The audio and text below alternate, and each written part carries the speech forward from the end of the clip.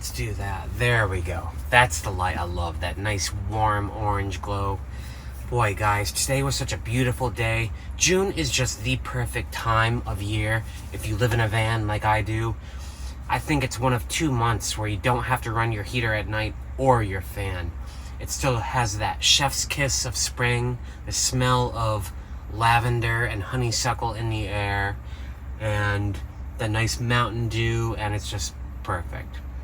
Anyway, like I said, I live in a van. If you're new to my channel, my name is Matt. I'm a van dweller based in New England.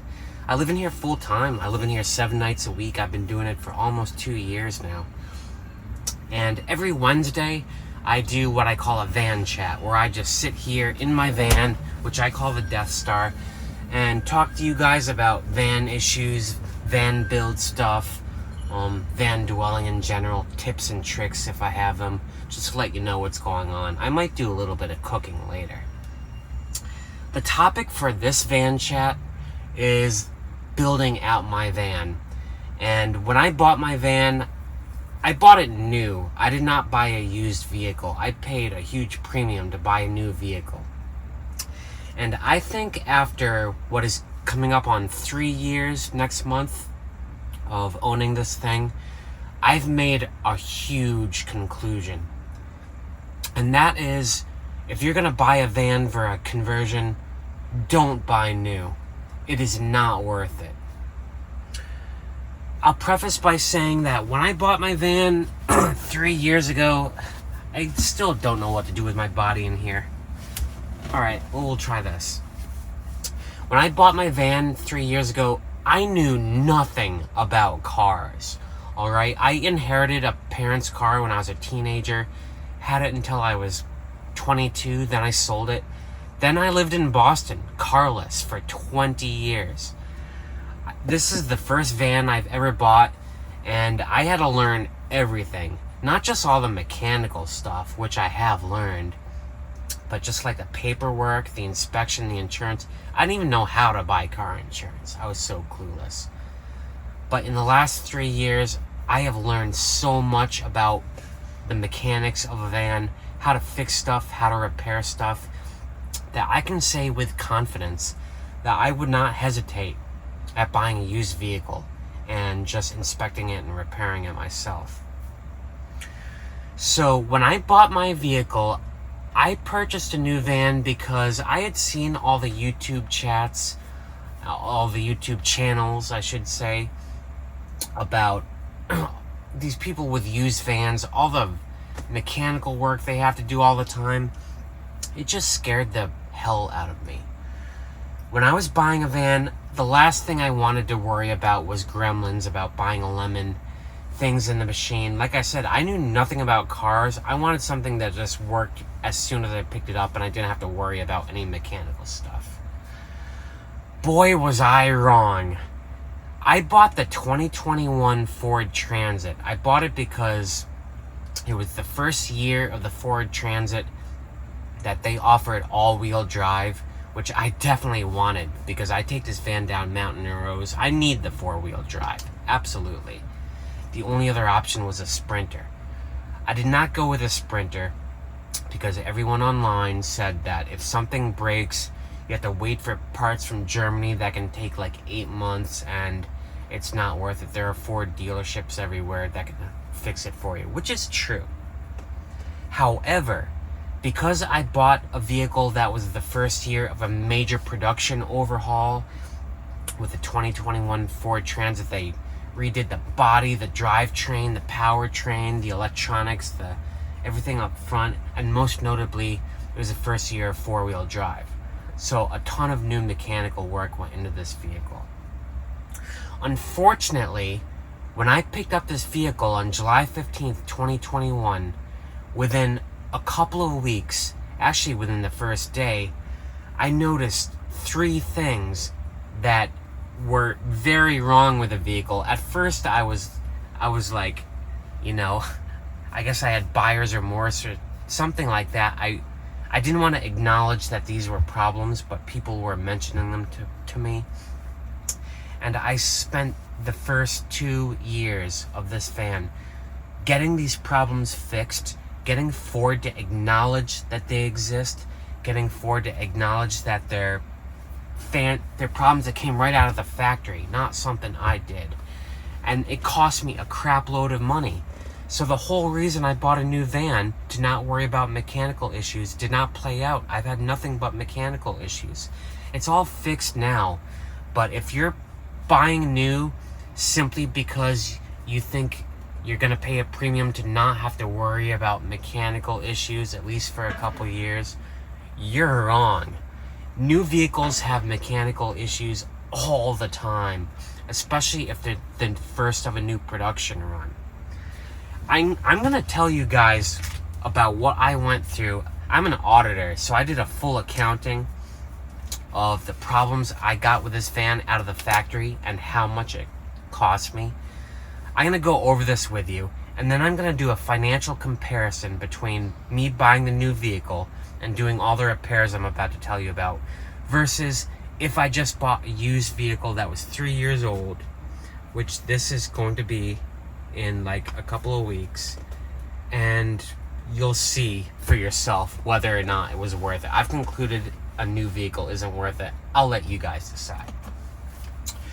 So when I bought this van, the first thing I noticed is every time I released the brake or brought it to a brake, there was this abnormal crunching sound, an awful sound.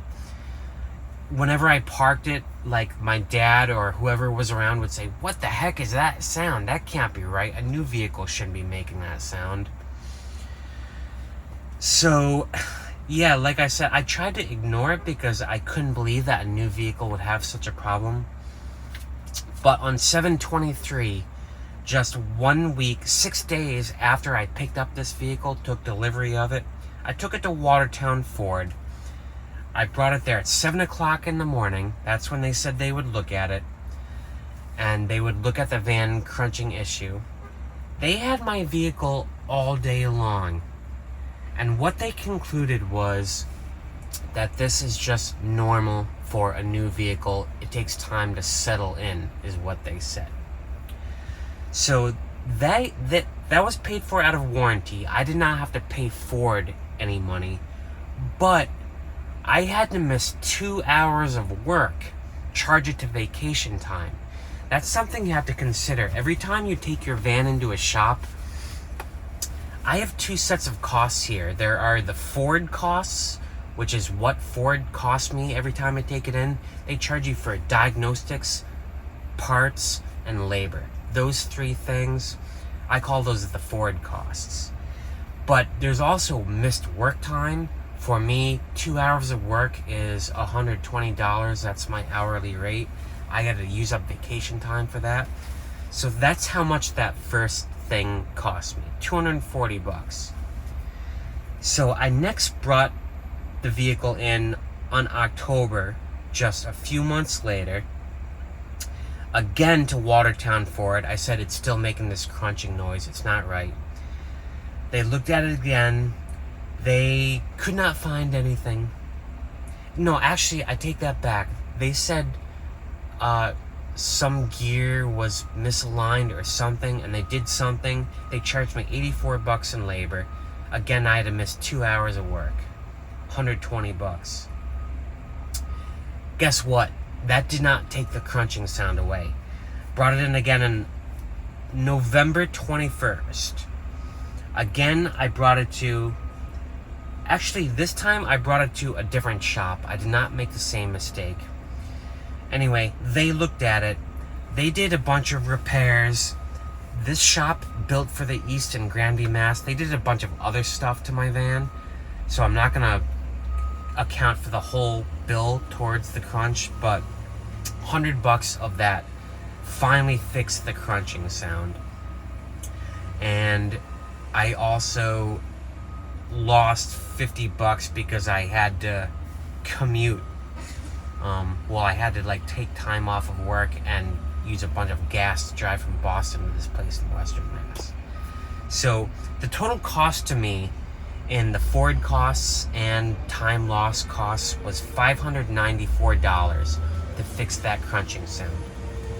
The next thing I had was a squealing sound, this awful, this high-pitched squeal.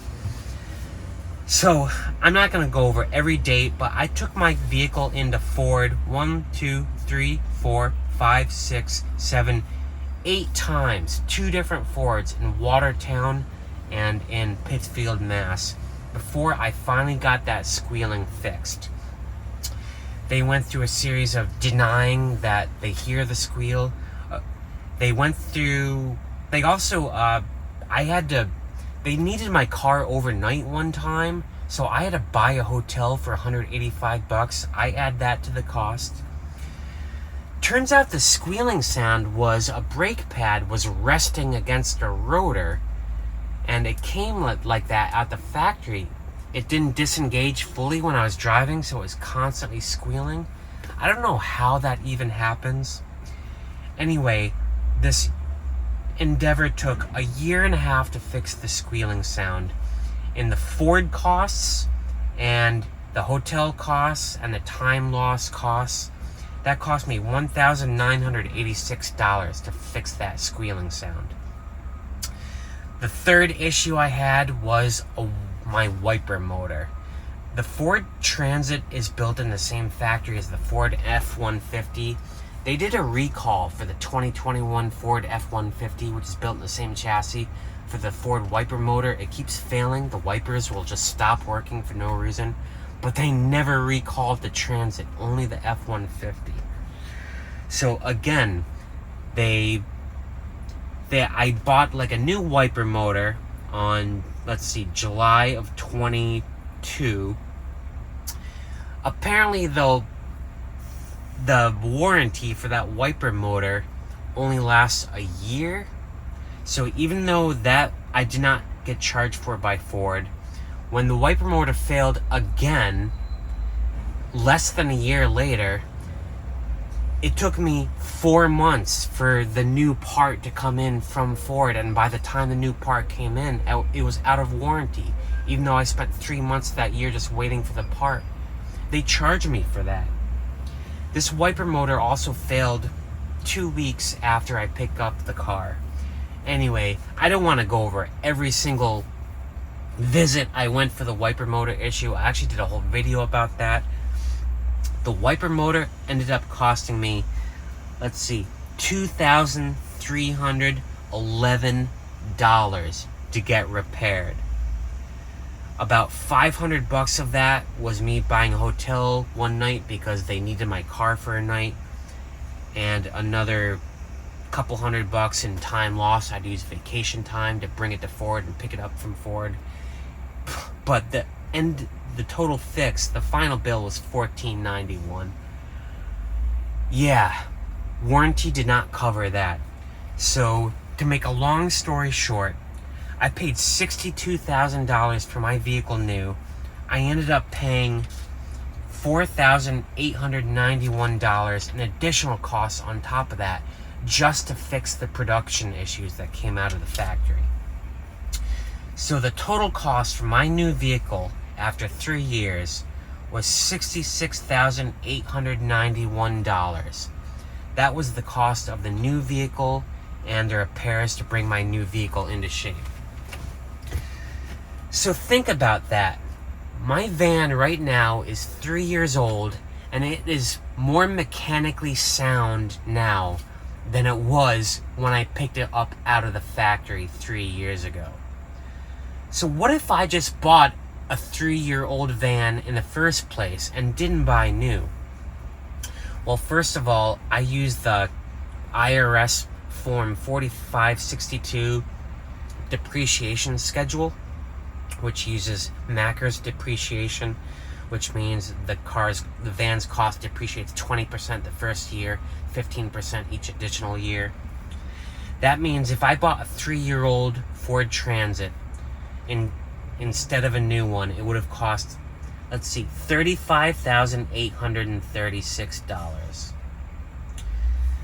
So we're talking about a 3-year-old new vehicle that I ended up paying $67,000 for versus a 3-year-old vehicle. And That would have cost $35,000. I would have ended up in the same place had I just bought used, a car in the same mechanical state, and I would have saved $26,164. Let me repeat that. Right now, I have a 3-year-old vehicle that I spent $67,000 on to bring it into good mechanical shape, like sound mechanical shape, finally. I could have bought a 3-year-old vehicle in the same mechanical shape and saved $26,000. With that $26,000, I could have also, like, bought a whole bunch of new stuff, a new engine if I wanted to. I mean, I wouldn't replace a 3-year-old engine, but I could have. So, yeah, think about that, guys. Oh, man. I'm trying to say this in a coherent way.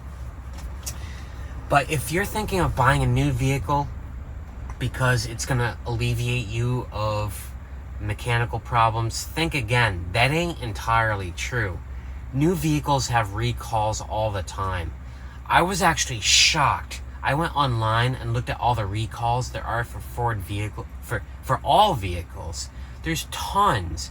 And if you're buying a new vehicle or like a radically redesigned vehicle like this one was, like a new production vehicle, there's a 50% chance you're going to get recalls. And even if warranty pays for the fixes to that, you're still losing your personal time. If you're living in your vehicle, you're going to have to buy hotels or motel rooms while they have your car in the shop overnight. There's a cost to that too.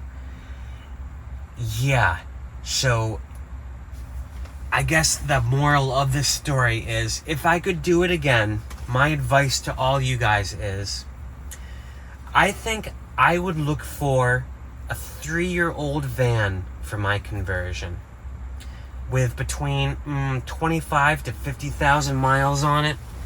I think that's the sweet spot, because 3 years is long enough that any production issues have been worked out between the dealer and the factory, but short enough that all the other mechanical parts of the vehicle are still mechanically sound.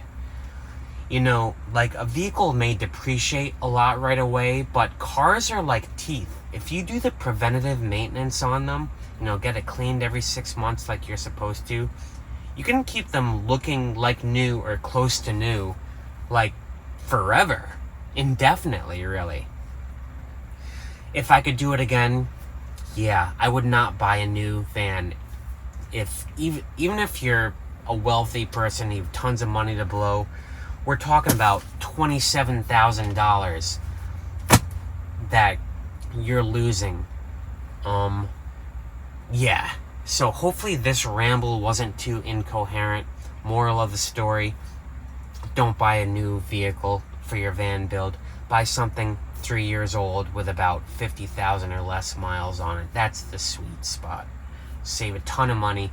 Use that money on other stuff for the inside, you know, cool things like that. So yeah, this is my second van chat. You'll notice some things about my van if you're a returning subscriber. My disco ball light has failed. I usually have a disco ball going there, glowing. I got one of those disco ball lights on Amazon, one of those fly-by-night nameless companies. I wish they weren't built so cheaply. Now I have to order a new one and replace it. I think for the rest of this video, I'm going to do some cooking. I have swordfish again. I've been eating way too much swordfish lately. I'll get to that in a minute. But I also want to say I've recently been monetized, and some of you guys have actually become a member in my channel. You'll notice down below there's a join button.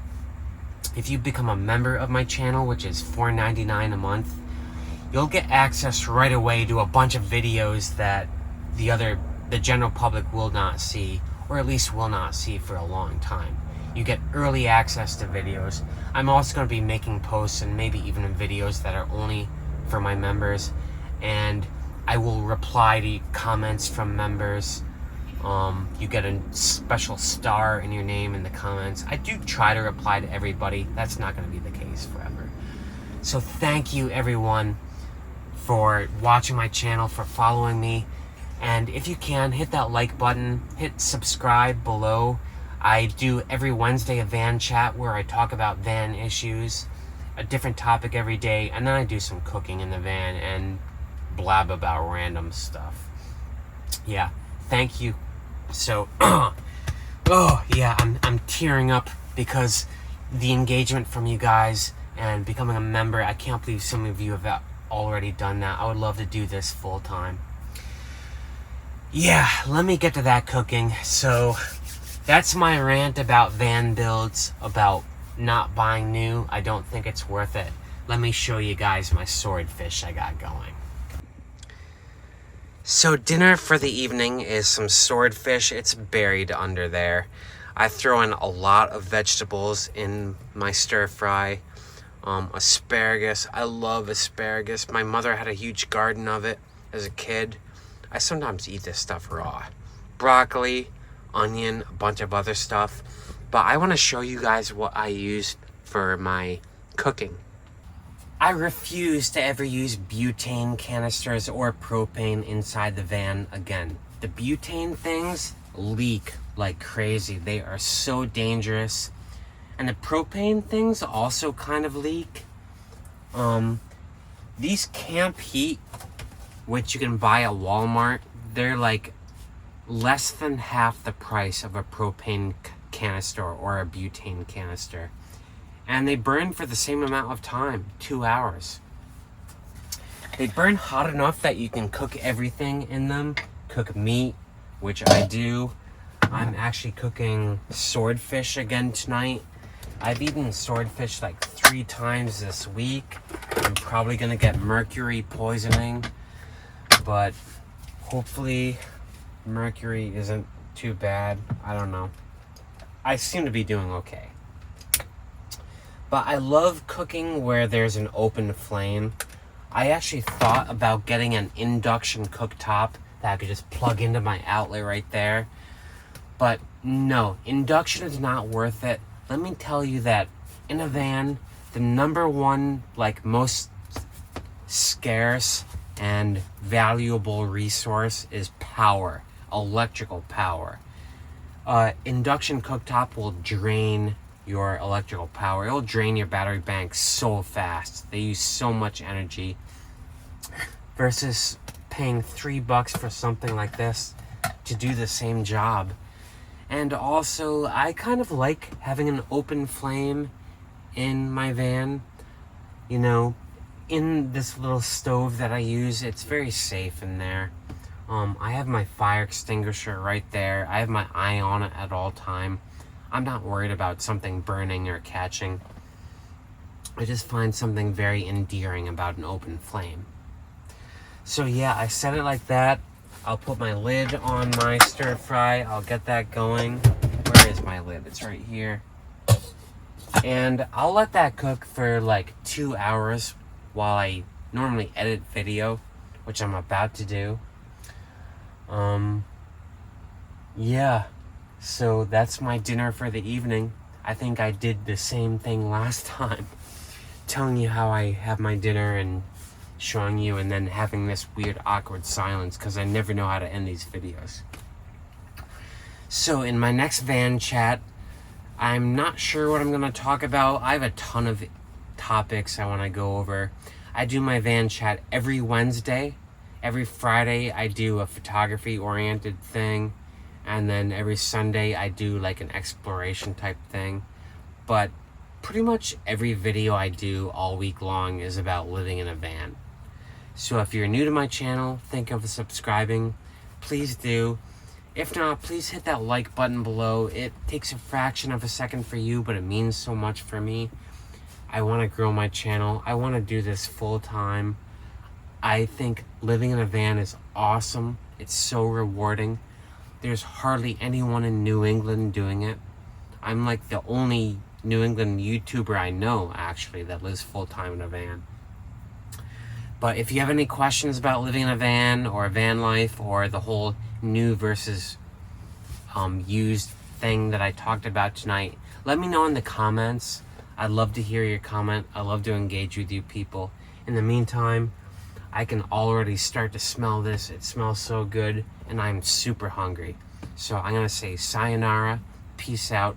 I'll see you guys on Friday.